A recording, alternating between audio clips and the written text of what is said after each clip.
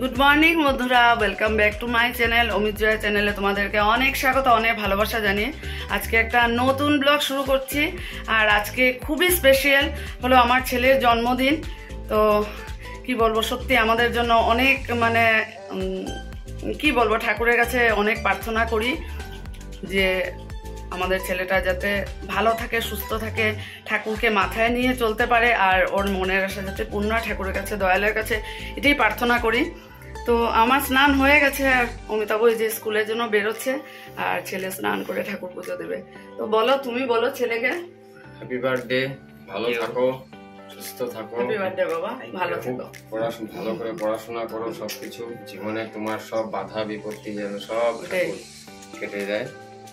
এটাই আর কি, সারাদিন যেন আজকে ভালোভাবে কাটাতে পারি, আর প্রতি বছর যেন এইভাবে তোমার দিনটা খুব সুন্দর হয়, আনন্দের হয়, এটাই আর কি।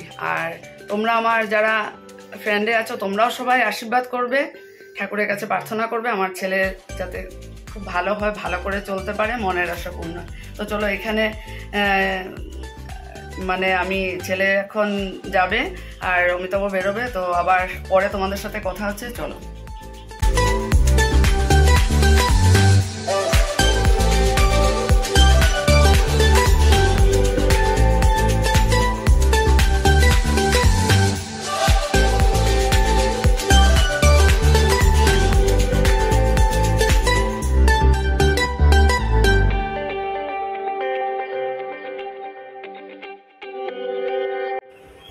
এই যে ছেলে ঠাকুর পুজো দিচ্ছে, নিজেই বললো মা আজকে এমনিতে দেয়ও ঠাকুর পুজো, বলেছে মা আজকে জন্মদিনের দিন আমিও দেবো। আর আমি আজকে স্কুল থেকে সিএল নিয়েছি না, আজকে ছেলের জন্মদিনে একটু বাড়িতে থেকে ভালো লাগে, স্কুল চলে গেলে তো সেই নিজের একা হাতেও নিয়ে খাবে, আজকের দিনটা তো ওকে নিজের হাতে দিতে ভালো লাগে, অমিতাভ তো যেতেই হবে।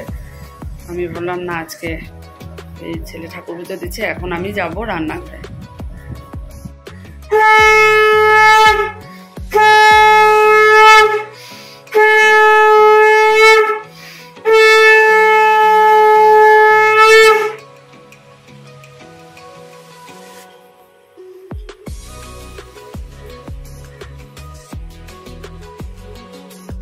তো এতক্ষণ বাদে রান্নাঘরে আসলাম, ছেলে ঠাকুর পুজো দিয়েছে।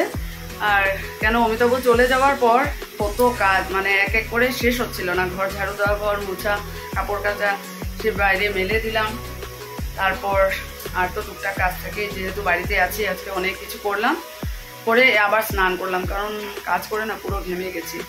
তো আবার স্নান করে এই যে রান্নাঘরে আসলাম, আর এখন একটু নিজের জন্য অল্প করে চা বানিয়েছি। দুধ চাটা না সকালবেলা সত্যি খুব খারাপ, কিন্তু আমার একটা হ্যাবিট হয়ে গেছে, না খেলে ভালো লাগে না। তো একটু বানিয়েছি, শর্ট দিয়ে খেয়ে তারপর ব্রেকফাস্ট রেডি করব, তারপর রান্নার প্রিপারেশন। চলো, আজকে সত্যি খুব আনন্দের দিন। কি বলবো, অমিতাভ তো ছুটি নিতে পারবে না, তো অমিতাভকে যেতেই হবে। তো চলো, তোমরাও সারাদিন সঙ্গে থাকো, স্কিপ না করে ভিডিওটা দেখো, আশা করি ভালো লাগে। এই যে ছেলে ঠাকুরের মন্দিরে যাচ্ছে, ভোগটা একটু দিয়ে আসবে। স্নান করে ঠাকুর পুজো হয়ে গেছে, এখন মন্দির থেকে এসে তারপর ব্রেকফাস্ট করবে। সাইকেল নেবে নাকি হেঁটে যাবে? ঠিক আছে, যাও, আসার সময় অটোতে চলে আসবে। হ্যাঁ, ছেলে ঠাকুরের মন্দিরে গেছে, ঠাকুরের ওখানে ভোগটা দিয়ে আসবে। আর আমি ভাবলাম যে রান্নাঘরে এসে রান্নার প্রিপারেশনটা আস্তে আস্তে রেডি করি, কারণ দেখতে দেখতে বেলা হয়ে যাচ্ছে, 9:30 বেজে গেছে। ব্রেকফাস্টটা তো হবে, ব্রেকফাস্ট আজকে ব্রেড হবে, ব্রেড ভেজে দেবো, ছেলে আসার পর দেবো। ছেলে আসুক, আর ততক্ষণে আমি ভাবছি রান্নাটা রেডি করি। তো রহর ডাল হবে, যে প্রেশার কুকার রেখেছি, একটা সিটি করে তারপর নামিয়ে দেবো, কারণ বেশি সেদ্ধ দিলে না পুরো গলে যায়। আর করবো ধোকার ডালনা। আচ্ছা, ছেলে বললো মা পনির তো সবসময় খাওয়া হয়, এটাই করো। তো ছেলের যখন পছন্দ, আজকে ছেলের পছন্দ মতোই রান্না করা হবে, তো এটাই রান্না করবো আজকে। তো চলো আস্তে আস্তে সবগুলো রেডি করি, আর তোমরা সাথে থাকো আর দেখতে থাকো আমি সারাদিনে কি কি করছি।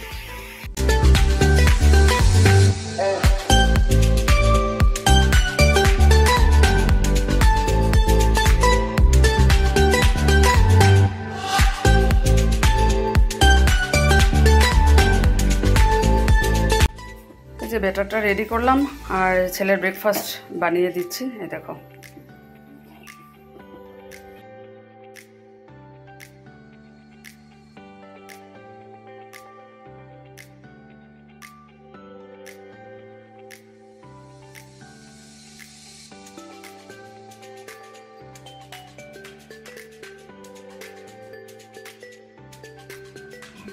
তো আজকে ছেলের জন্মদিনে ছেলেকে একটু পায়েস খাওয়াবো বানিয়েছি আর ব্রেকফাস্টটা রেডি করে দিয়েছি। তো আগে পায়েসটা খাইয়ে দিই, তারপর শুভ জন্মদিন বাবা।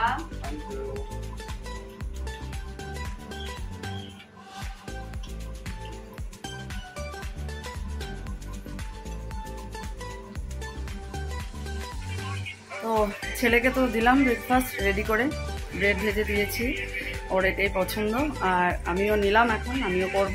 তো যাক, আজকের দিনে স্কুল মানে ছুটি নিয়েছি, সেজন্য যে এমনিতে করা হয়, কিন্তু আজকে স্পেশালি জন্মদিনের দিন একটু নিজে করে হাতে দেব, সেটাই অনেক আনন্দ। তো স্কুল থাকলে তো সেভাবে এত তাড়াহুড়োর মধ্যে করতে পারতাম না, সেটাই আর কি। তো যাক, পাপা ঠিক আছে? পায়েস কেমন হয়েছে?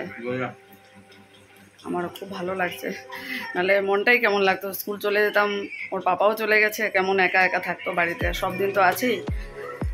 তো চলো আমিও ব্রেকফাস্টটা শেষ করি, তারপর রান্নাঘরে মানে লাঞ্চের প্রিপারেশনে লেগে যাব। চলো।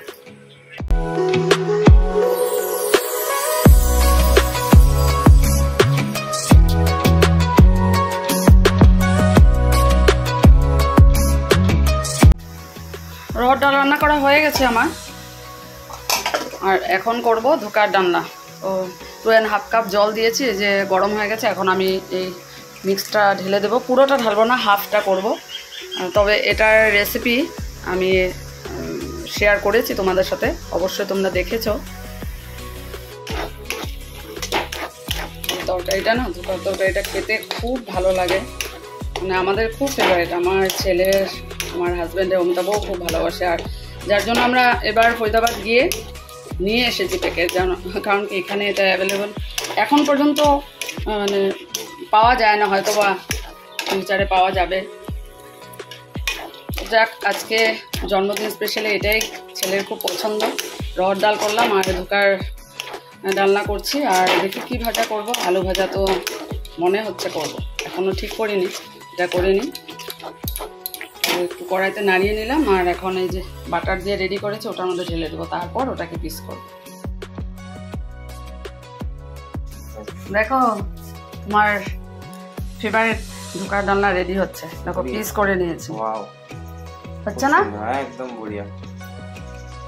তো দেখো এখনো রান্না হয়নি, ধোকার ডালনা অনেক সময় লাগে। দেখো এই যে পিস পিস করেছিলাম, আর এই যে কয়েকটা কয়েকটা করে ভাজা করে নামাচ্ছি, কারণ একসাথে দিলে না লেগে যাবে।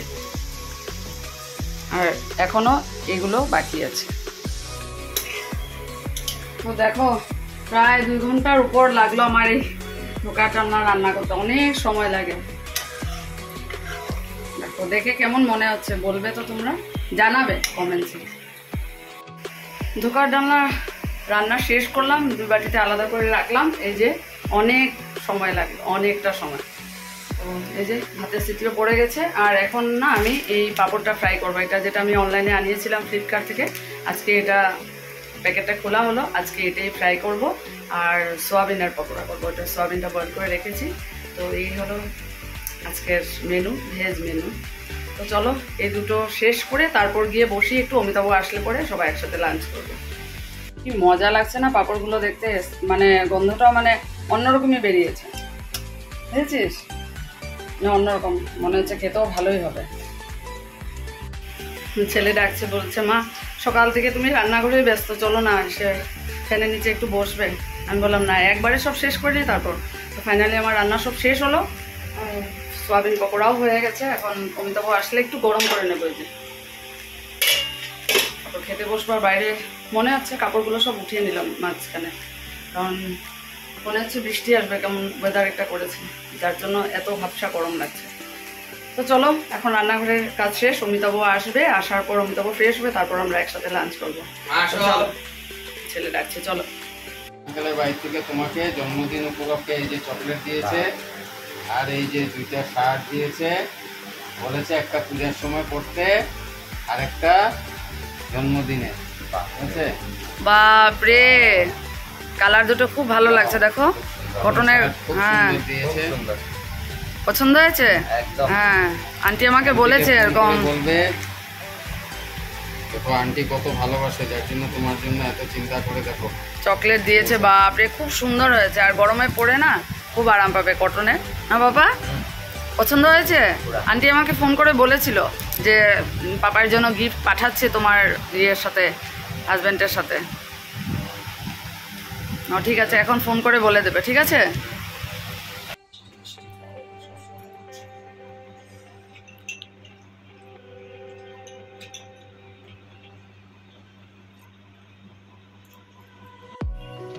এই যে লাঞ্চের টেবিলে সব রেডি করলাম, ছেলেকে এই যে আলাদা করে দিয়েছি, আর এখন তো বসেছে। এখন আমরা একসাথে লাঞ্চ করবো।